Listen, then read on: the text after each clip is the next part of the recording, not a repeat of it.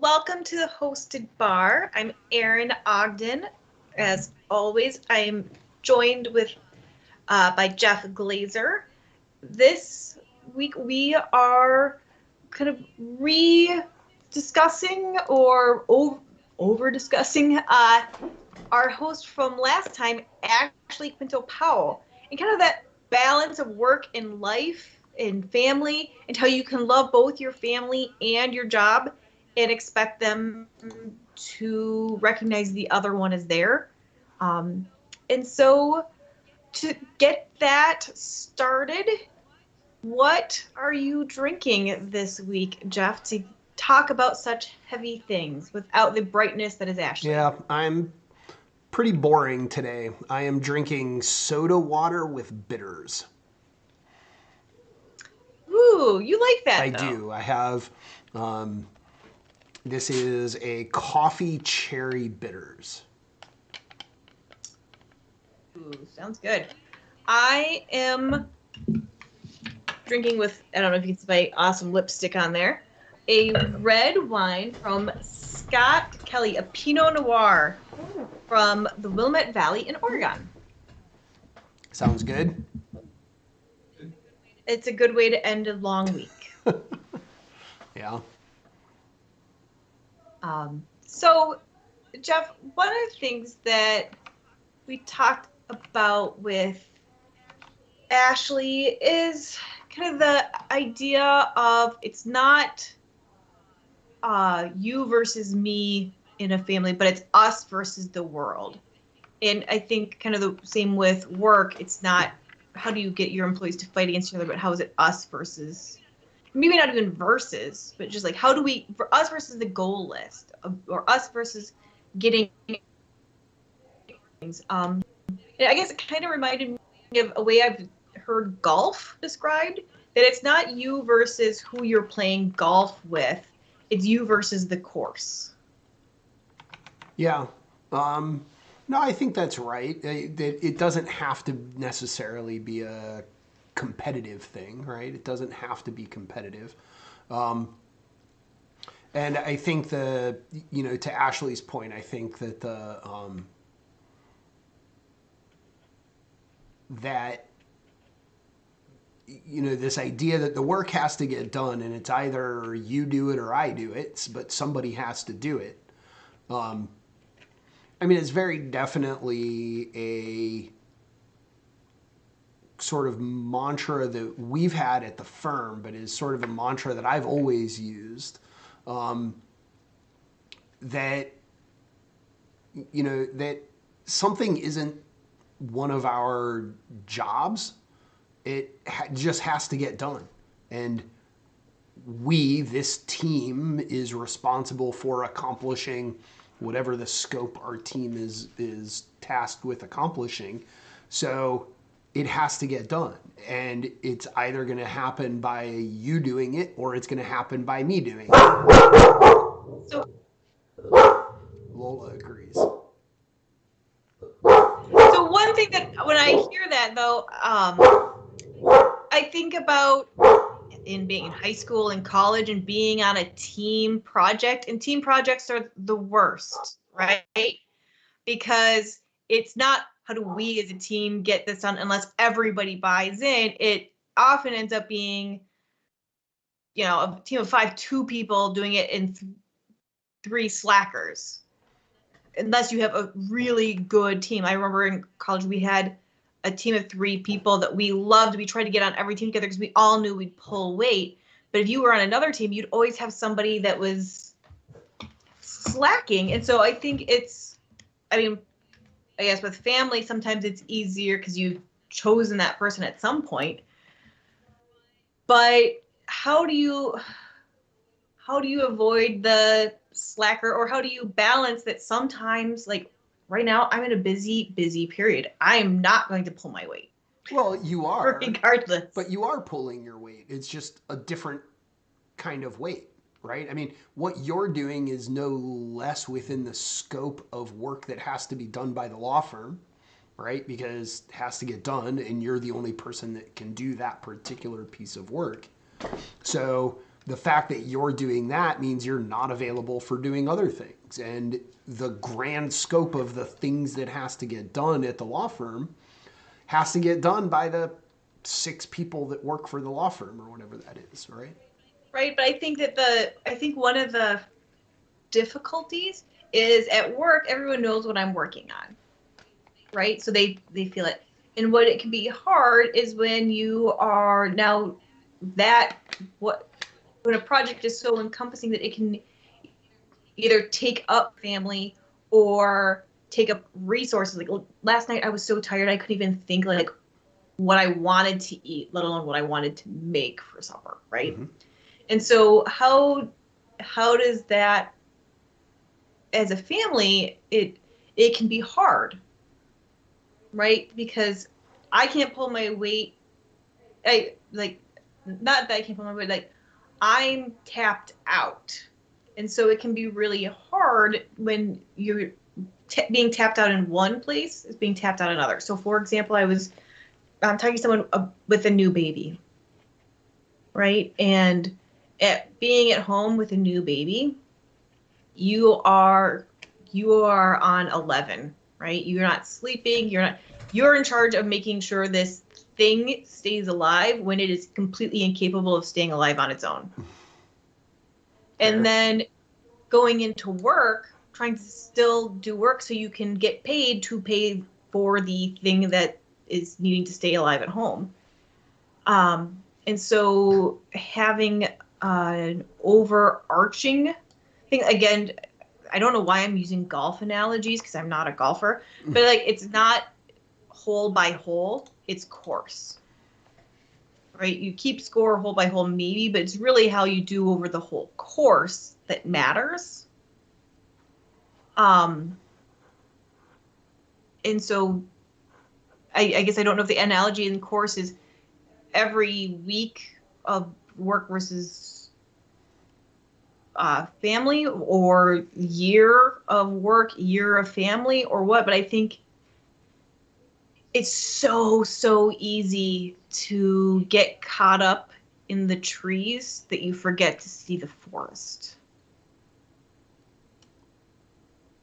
Yeah, I don't disagree. I mean, we're all bad at it. It sort of comes with the territory, I think. That we're all bad at balancing this stuff, but just have to be willing to cut everyone some slack. But on the other hand, one person can't get all the slack all the time, right? To your point of the freeloaders, right? That it's fine for people to slack off every now and then, right? That you need to have time for that, right? There is no employment universe in the world where people should be expected to be 100% on all the time. It's just not possible. And if you have that expectation, it's an unreasonable expectation and you are going to burn people out. And so I think of, I used to work for UPS, right? And, I loaded trucks. And you had a certain number of pieces that you had to load onto trucks in a given day. You have a certain number of things that you have to handle, right? There's a certain number of trucks that you have to load, or whatever that metric is, right? That metric cannot be balls out all the time, right? And I mean, as a company, it would be great to set that as the metric. Like, let's find what's the fastest performance metric that we can set and then require human beings to hit that metric. But human beings can't do that. Like, we need time off. Right. That's the Amazon Right, fight, right? That's what the workers of Amazon are Yeah. frustrated about. Is that it feels like they're saying you have to be at peak performance at all times, even if it's a pandemic, or especially during. I would say even outside of the pandemic, even during the pandemic, it's just not. It's not feasible. It's not reasonable. And as an employer, do you have the right to demand that your employees keep up? Sure. Sure you do. but you're only going to have the employees who keep up while they're capable of keeping up. And so you have to recognize that with that comes costs, right? You're going to have great efficiency from the people who are there while they're working, but when they're not working, they're going to be doing nothing because you're demanding 100% of them all the time. So they're either on or they're off. There will be no operating at minimal efficiency. You're either on or you're off. And if you're off, then you have to be fired because you don't there's no wiggle room within the metrics to accommodate less than 100%. So you're going to be going through people more often. That's going to have consequences.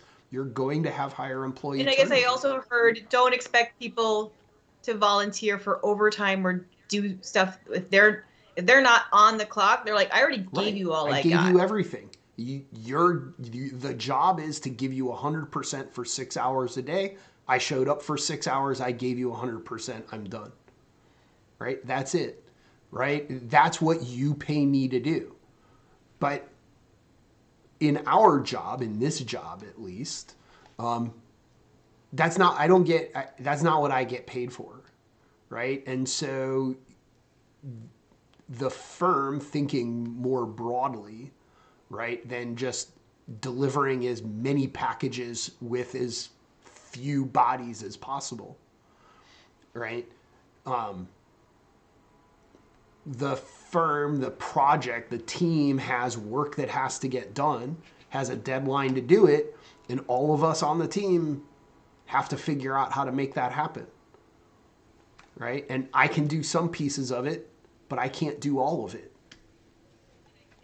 Well, and I think one of the things that a lot of companies need to look at, and we look at, is that we aren't moving boxes, right? So it takes a while for someone to get up to speed. It takes someone, so if someone leaves because they're burnt out or they can't take it, I can't just go and hire someone the next day and have them up to speed the next week. This is not a 5-hour training period of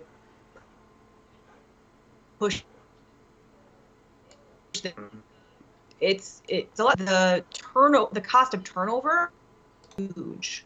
It's huge. And so I can't say, oh, it's okay if they leave, if they don't want to meet my high demands, because I can't just be like, oh, you're not a fungible good, right? Employees are not fungible goods for us. And in family, for sure, family's not fungible goods. Sorry, kid, you are not washing the dishes well enough. Right. You're out.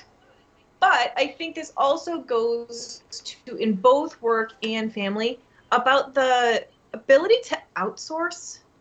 I was just talking with this other firm owners, and how the debate of what do I need to do in-house and what don't I need to do in-house. And I think that is discussed a lot in business, but I think that it's a valuable discussion at home too. Like, am I best served cleaning the bathrooms, or am I best served hiring someone to do that? Am I best served figuring out how to make all of these cookies for a bake sale? Or can I be the person who goes and buys them? And I think more and more people are realizing they can outsource. So I think that in some cases it's a privilege to be able to do that, right? Like kind of those first world problem things.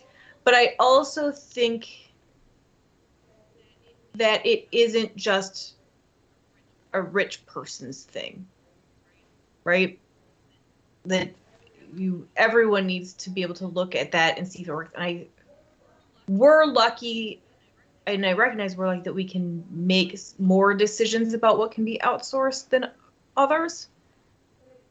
But I think I was joking with this earlier today with a client, that I always look at what's the price of the therapy it's going to take for me to get over the pressure and stress that this is involved, right? Like they are having just this huge problem with a client. I'm like, why are you dump them? Because are you going to get enough money from them to overcome the costs that you're going to have to do for the therapy to deal with them? Right. And so that cost of is are you actually is this costing you more by not doing HelloFresh?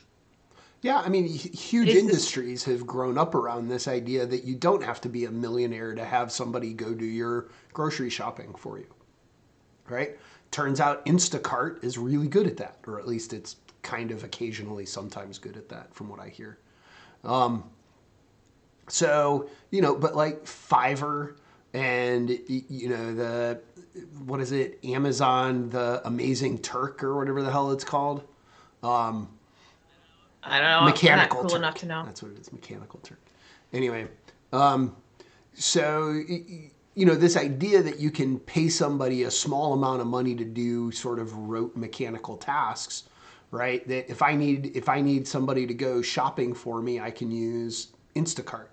If I need somebody to go pick up food at a grocery or at a restaurant for me, I can get Uber Eats, right? If I need somebody to go pick up my laundry or, take my laundry to the dry cleaner and then pick it up, I can hire someone on Fiverr or whatever, right? That there's this whole like economy of services and people who are willing to do some token thing for some small token amount of money.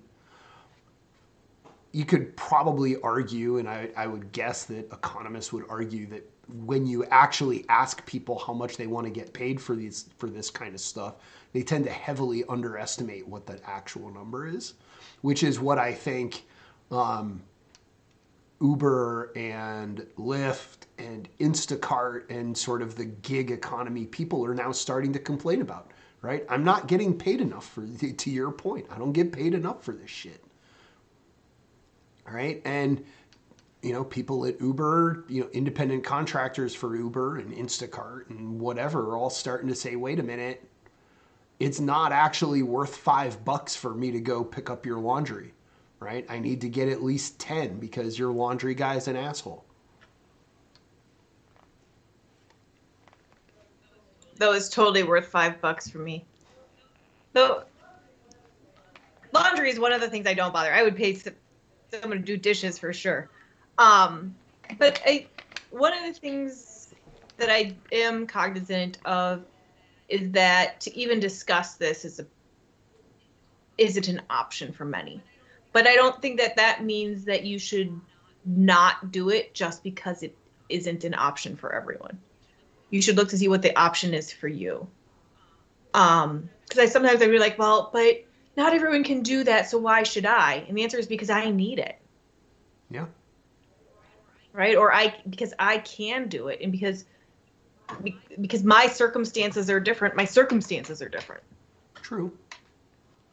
And so it's just one of those things that goes through. But another thing that we talked a bit about, and this was something was much more into your thing, is how do you advocate for yourself for this, whether it's at home or work? How do you say this is what I need, or this is what needs to happen, and doesn't just kind of vote with your feet and be like, well, they're not getting it, I'm walking out, or come across, or get over the fact that you're not being a jerk by saying this is how I need help. So did you get any kind of things that when Ashley said it, you're like, oh yeah, that makes sense, or were you like, yeah, I wish she had told me that 10 years ago? I don't know. I'm really bad at asking for that kind of stuff. So I don't know. I don't know that I have any good life experience there, to be honest. I'm pretty terrible at advocating for myself and blocking off time for myself and getting paid what I'm worth and all of that. So I mean, what did I get out of it was ask. That people can't say yes unless you ask, right? I don't know that that's terribly helpful for me because my problem is I don't ask, right? So, it's sort of the running joke we've had on a lot of these episodes, right? Where it's telling the introvert to stop being an introvert, right? That like whenever you try to change people's habits, that is a very difficult change to ask people to do, right? Because people don't change that easily, or at least I don't change that easily. So, so this idea that you haven't done a good job of asking for things and advocating, you should start doing that, right? It's kind of hard for me to be like, and I don't encounter it often enough. Like Ashley's, Ashley's idea of, well, ask for Uber Black.